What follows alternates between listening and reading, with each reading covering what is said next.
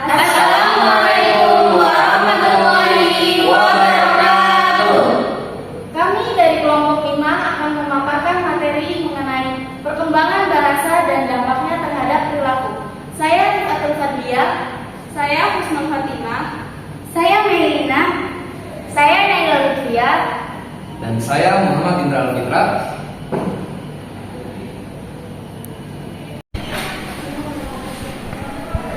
Di sini saya akan memaparkan materi yang pertama mengenai perkembangan bahasa pada manusia, yang meliputi pertama, pada usia 0 sampai 5 bulan, anak baru bisa menggunakan bahasa atau mengucapkan bahasa, yaitu menangis, menoleh, dan juga tersenyum.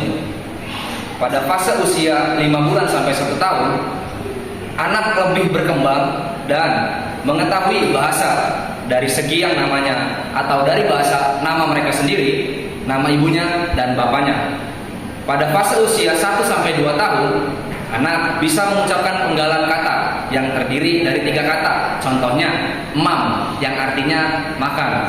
Kemudian pada usia 2 sampai 6 tahun, anak mulai bisa menggabungkan kata menjadi kalimat, meskipun di dalam kalimat itu belum benar pengucapannya. Kemudian pada fase usia 6 sampai 12 tahun yang biasa disebut juga masa sekolah, di mana anak sudah lebih baik penggunaan bahasanya dan lebih kompleks. Kemudian pada usia 13 sampai 19 tahun atau masa remaja yang kita sebut, di mana anak perkembangan bahasa remaja saat ini dipengaruhi oleh perkembangan kognitif dan lingkungan sekitar mereka. Dan pada fase usia terakhir, yakni usia 20 tahun, ditandai dengan semakin mahirnya orang atau anak tersebut dalam penggunaan bahasa verbal dan nonverbal.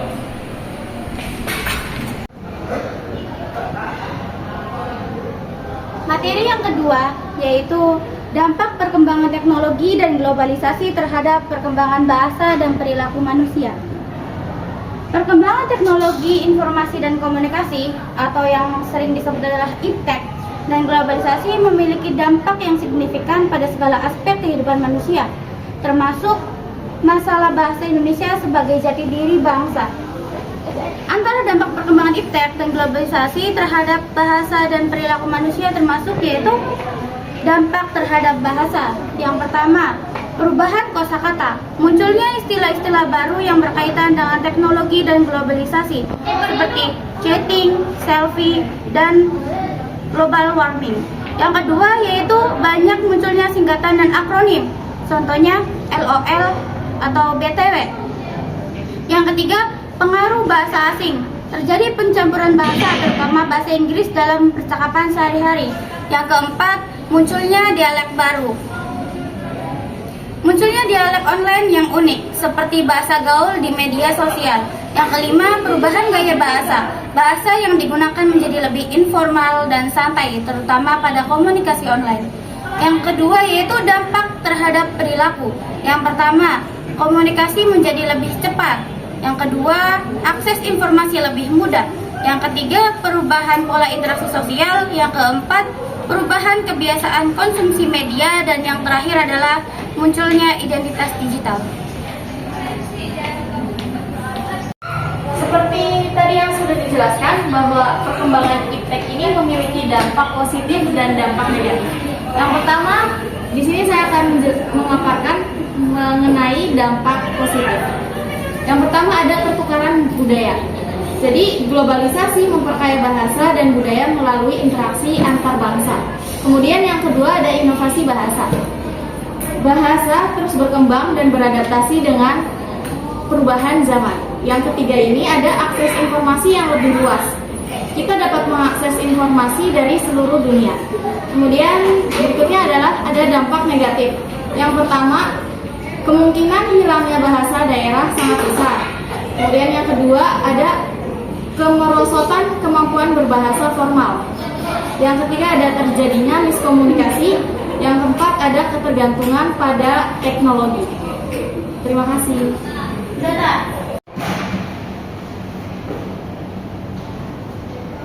Materi selanjutnya adalah dampak penggunaan bahasa dengan gaya dan pilihan kata terhadap perilaku seseorang, terutama karena pengaruh media sosial. Nah, pengaruh media sosial terhadap perkembangan bahasa Indonesia tidak dapat dipungkiri bahwa kemajuan teknologi ini dapat menyebabkan banyak perubahan dalam bahasa Indonesia.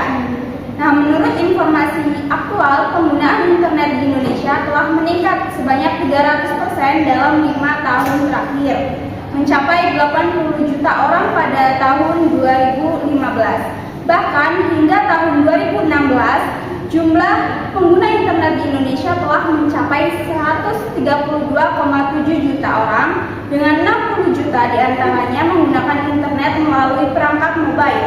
Gambaran ini menunjukkan bahwa penggunaan bahasa sangat produktif.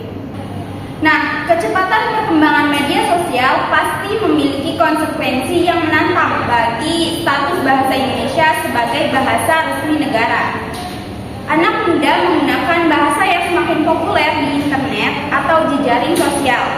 Contohnya adalah fenomena bahasa alay, di mana mereka lebih menyukai bahasa itu daripada bahasa sendiri.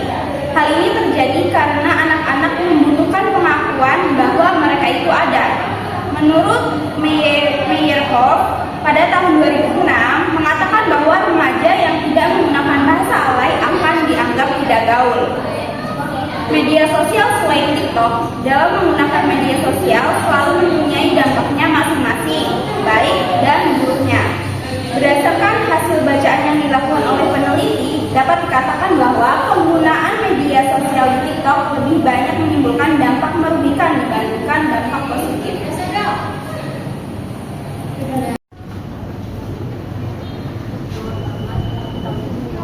Dampak penggunaan bahasa dengan gaya dan pilihan kata. Yang pertama ada dampak positif.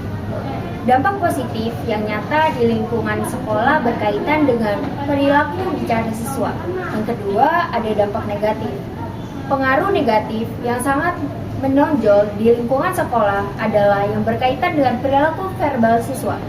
Artinya siswa sering berbicara buruk ketika bermain dengan temannya. Misalnya ketika menyebutkan nama-nama binatang.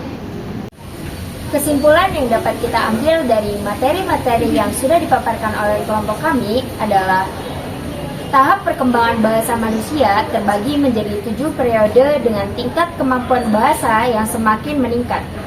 Perkembangan bahasa manusia sangat dipengaruhi oleh faktor lingkungan, termasuk kemajuan teknologi dan globalisasi. Media sosial sebagai salah satu bentuk teknologi memiliki dampak yang sangat signifikan terhadap perkembangan bahasa, baik positif maupun negatif. Penggunaan bahasa yang tidak tepat dan kurang sopan dapat berdampak pada perilaku individu, terutama pada anak muda.